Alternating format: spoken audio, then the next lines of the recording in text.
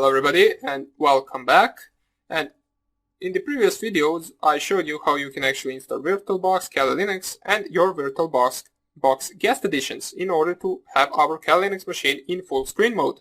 So right now we can actually start to introduce ourselves with the Python environment in Kali Linux. So this is the similar desktop to before, to in the previous video, and right now just open up your terminal. Basically you can enlarge it if you want to, it doesn't even matter. I will zoom in just in case so you can actually see it a little bit better, which I will do with the view and then zoom in right here. It just makes you actually see this better and in larger letters. What I will do right now is I will actually make my terminal background not transparent, so you can basically see the code better once we actually start coding. So I will do that with the edit part, then preferences. Then let me just find it. Okay, so it is under colors section right here, transparent background. You can change it right here. I will just leave it to be completely black. Now you can leave it anything you want. You can make it fully transparent. You can make it different colors and so on and so on. But this is not really the part of our course. So all we have to do right now is actually open up the Python in order to show you the Python interpreter and how you can actually use Python in order to create programs in Kali Linux environment. So first of all, before we do any of that, let's ask ourselves, why are we even doing this? Why are we coding our own tools? Why are we using Python and not some other programming languages? Well, basically the idea behind actually teaching people how they can write their own tools is to differentiate you from basically anyone that's using the tools. Now, it is in the hacker world referring to as a script kiddie, is someone that always uses different people's tools and doesn't really know how they work in the background. Now, programming knowledge and coding those tools actually gives you an in-depth view and actually a better understanding of how those tools work and how does the process of attacking really work. And also one more thing, those tools that you use from other people, that you either download from GitHub or that you actually get from the Kali Linux itself, since Kali Linux comes pre-installed with a bunch of different hacking tools, which will not be the part of this course. Some of those tools will break sometime. So what you want to do in case some of those tools break and you need them, you can learn to code them yourself and use them whenever you actually want. And for example, some of the tools are not really specified for a certain type of attack, so you can actually, with your programming knowledge and hacking knowledge, combine those two and actually create a tool that will be specifically for a certain attack, which you can't really do if you can't really code or you don't know how to code any hacking tools. You only know how to use tools from different people. Now, as I said before, this will also give you a better understanding of what is happening behind the scenes, since you will be the one that is actually coding the attack itself. Now, the reason why we are using Python is basically from two reasons. First of all, the Python is the, you can say, the hacker's programming language, since it is a scripting language and it allows us to create programs really fast. For example, C is a low-level language, and anything we actually code in Python in this course will take a lot longer or significantly longer to code in C. Python is easier, and also basically I chose this language because I will not be teaching you the programming itself. If you are in the position to, please, you can just take any Python programming course, beginner course, it doesn't even matter. You can just look at some of the videos at YouTube, so you can see the syntax for the Python. You will understand all of this a little bit better and easier, but don't worry if you don't want to or don't have time to do that. I will explain everything as well, just not in that detail, since we will be mostly focusing on the hacking part of the code itself. So, in order for us to actually open Python in Kali Linux, you just open up your terminal as we did right here, and all you have to do is just type Python.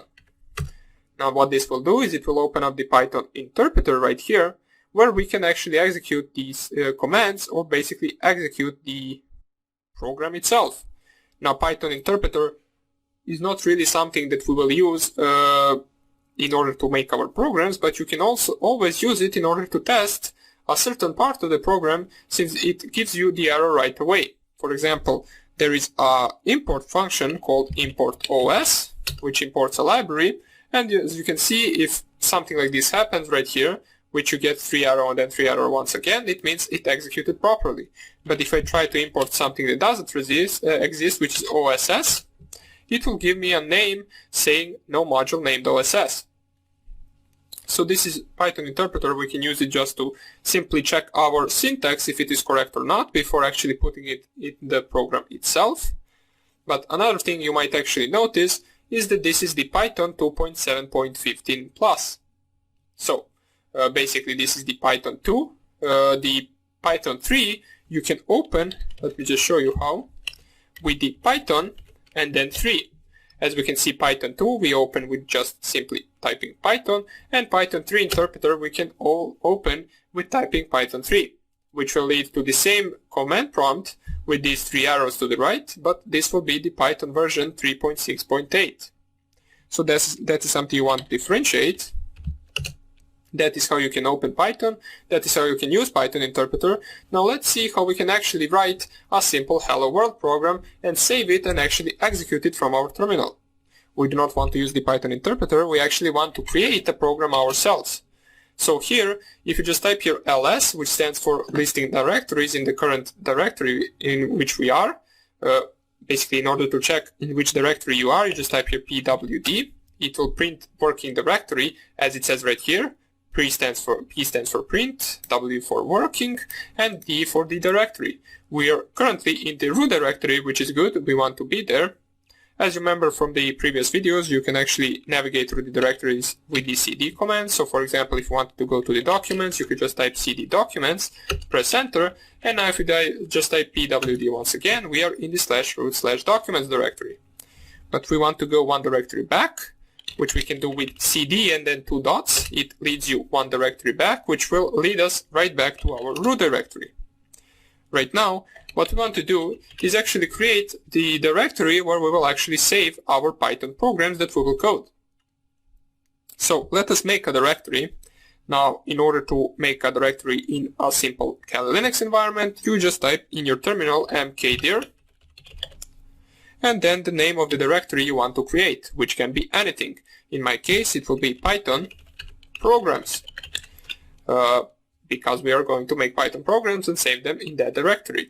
You just press here enter, and if you just type here ls once again, we can see right now we have the Python programs directory as well as other directories that were there before. In order to go to our Python programs directory, we just type here cd Python programs, and we are now in our Python programs directory, and if you just type your ls here, you will see there is nothing in this directory, since it is a new one and we don't have any file created at the moment.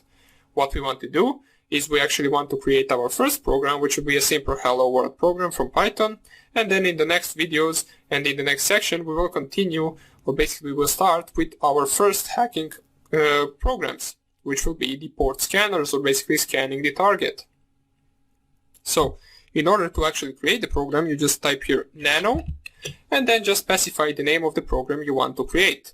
In my case, I just want to call it test, and it needs to have the extension .py, since py stands for Python programs, and it must really have that extension in order for Kali Linux to be able to run it from the terminal. So nano that. And something you need to know while actually creating any program in Linux is that you need to specify the path to the Python libraries, which is the which you can do with hash and then exclamation mark and then /user/bin and then /python.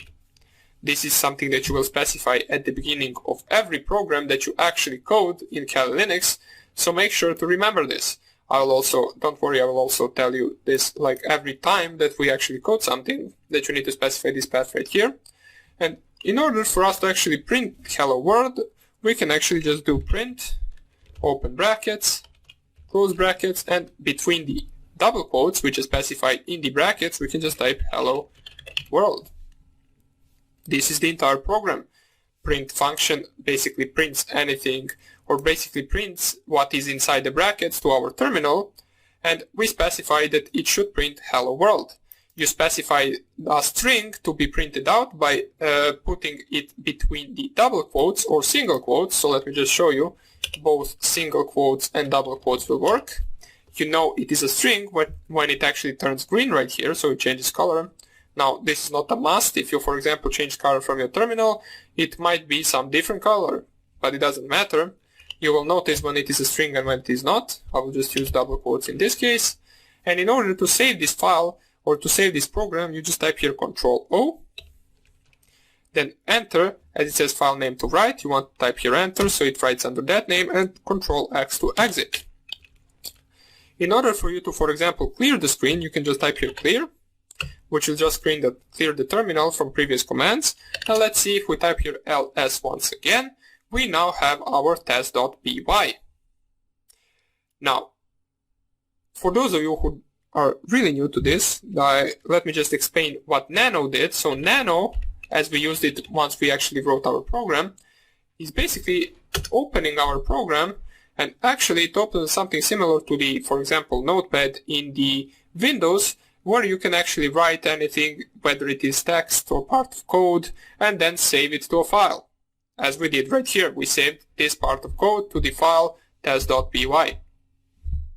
So let's close this, and right now, if we just try to run this, which we can do with either typing Python and then test.py, if we want to run it with Python 2, or typing Python 3 test.py. Now, before we can actually run this, we need to make this an executable, since if I just press here enter, whoops, it actually doesn't need to be made an executable since I specified the Python 3. But if I wanted to run it as an every other program with // and then the name of the file, which is test.py, it will say permission denied, since that program isn't really an executable. So in order for us to actually make it an executable, we can just do chmod, which stands for change mod, and then +x. This +x stands for actually making a file an executable, which you will need to do for every file you actually code, and then you specify the name of the file itself, which in our case it is test.py. So this command right here will make our file executable, and if I just type here enter and press ls once again, you can see right now we have the executable test.py, and this command // and then test.py should now work. As we can see right here, we are able to run the program, which just prints up hello world. So I just wanted to show you this, how you can actually create a simple program which just prints hello world. Some of the commands this we will use, which is such as chmod +x, such as nano, which we will use to open the file in, for example, something similar to a notepad, ls to list files, then // and then the name of the file to run the file itself, and I also showed you the Python 2 and Python 3 interpreters. So that would be about it for this video. This is just a simple video where I explained why do we need to use Python and what we will be doing. So in the next section, we will actually start coding our scanning tools that we will use for scanning the target. So hope you enjoyed this video, and I hope I see you in the next lecture. Bye!